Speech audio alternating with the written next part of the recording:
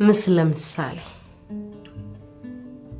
ፈገግ እንደማለት እያለች ቦፍ መሳይ ድምጿ ጆሮ ስር አንኳኳችና ልቡ ውስጥ ረጋች። በገዛ ብርሃኗ ወገግ ብላ ታየችና አይኑና ልቡን ሞላችሁ። አንድ ቀን መጥቶ ጠይቋት ተሰናብቷት ወጣና 1-2 ምዕራፍ ከሄደ በኋላ ናፍቆት አላስችል ብሎት ተመለሰ። ተመለስክ እንዴ ስትለው ድንግር አለውና ከዘራዬን ረስቼ አለ። ሳቀች። ከዘራውን በእጁ ያየች። ከዘራ ካልሆነ ምንድነው የረሳሁት አላት። ዝም አለች። ትንሽ ከሄድኩ በኋላ አይኔን ሲበዛ ራብሹ። የትዝታሽ ጥም ስቦ መለሰኝ።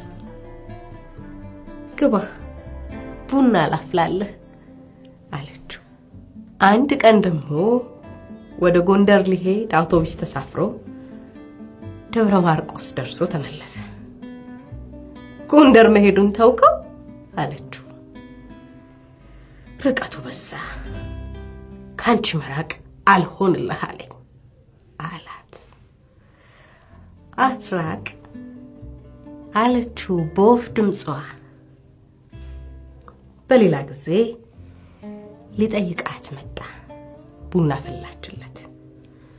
ቡና ካከተመም ረጅም ጊዜ ቆየ። ተነስቶ መሄድ አቅቶት ቤት መሄድ ከጎንደር እኩል ራቀብኝ አላት። ለአንድ ቀን እንኳን ካንቺ መለየት ይበዛብኛል አላት። አትለኝ አለችው በጽድቅ ድምጿ። እኔስ አብረን ብንኖር እንዴት በወደድኩኝ አላት። እኔ አለችው በፍስሐ ድምጿ በብርሃን ፈገግታ እና ቤቱን ሞላችሁ። ኖረው ጠዋት ስራ ሲሄድ ቁርሱን አብልታ ሸኘችው። 1-2 ምዕራፍ ከሄደ በኋላ ናፍቆት አላስችል ብሎት ተመለሰ። ተመለስክ እንዴ አለችው። ባርኔጣዬን ረስቼ አላት። ሳቀች።